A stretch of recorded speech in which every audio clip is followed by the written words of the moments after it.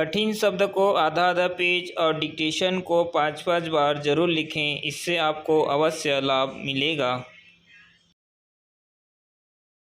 नमस्कार दोस्तों, Gayatri steno class में आप सभी का स्वागत है। यह डिक्टेशन 100 शब्द प्रति मिनट की गति से है। डिक्टेशन शुरू होगी 5 सेकंड बाद। भारत एक कृषि प्रधान देश है। कृषि इस देश की आर्थिक प्रगति का आधार है। इस देश की लगभग 2/3 आबादी कृषि पर आश्रित है। व्यवसाय के इतने बड़े साधन का उपयोग तो होना ही चाहिए। वक्त आ गया है कि हम गांवों को उजड़ने से बचाएं। विज्ञान और प्रौद्योगिकी के माध्यम से रोजगार के ऐसे अवसर प्रदान करें कि गांव में कोई बेकार न रहे। ऐसी व्यवस्था की जाए जिससे उनका सही मार्गदर्शन हो और उन्हें गरीबी से मुक्ति मिले। भूमिहीन कृषकों के लिए कई प्रकार के धंधे हैं जिन्हें जीविकोपार्जन का जरिया बनाया जा सकता है। पैरा आमतौर पर हमारे भूमिहीन कृषकों के पास और कोई चारा नहीं होता सिवाय इसके कि वे मजदूरों की तरह दूसरों के खेतों में अपना खून पसीना एक करें और अपने लिए 2 वक्त की रोटी जुटाएं। इन भूमिहीन कृषकों की बड़ी दयनीय दशा है क्योंकि इनके लिए समुचित रोजगार का कोई उपाय नहीं है। गांव में ऐसे भूमिहीन कृषकों का एक बहुत बड़ा समुदाय है। इन कृषकों के लिए मजदूरी की कोई स्थायी व्यवस्था भी नहीं है। खेतीबाड़ी में अब मशीनों का भी दखल हो गया है।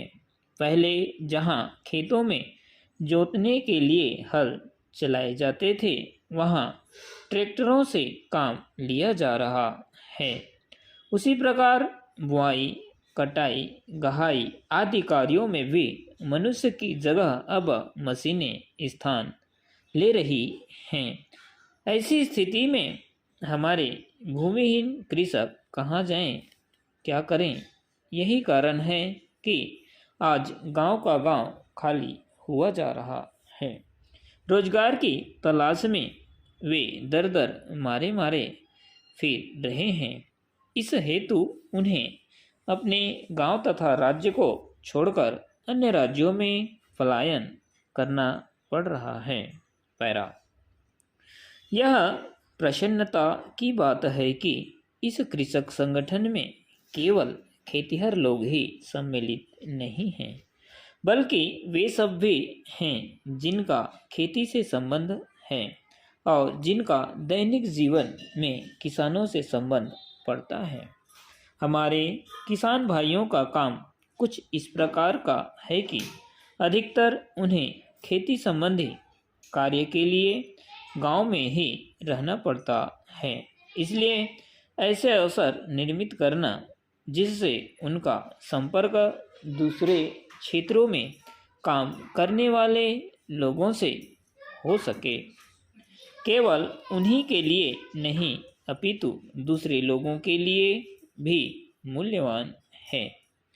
एक दूसरे से मिलना और विचार विमर्श करना दृष्टिकोण को और अधिक विस्तृत बनाने का सर्वोत्तम साधन है।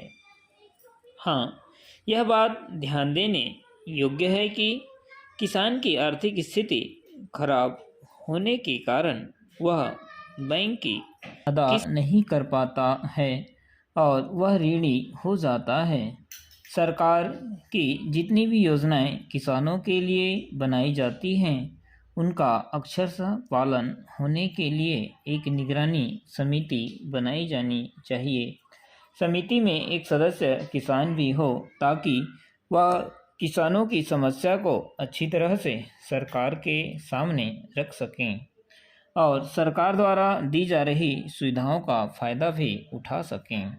निगरानी समिति का यह भी दायित्व हो कि भूमिहीन किसानों के पलायन को रोकने में भरसक प्रयास करें तथा गांव में ही उनके रोजगार की व्यवस्था कराएं।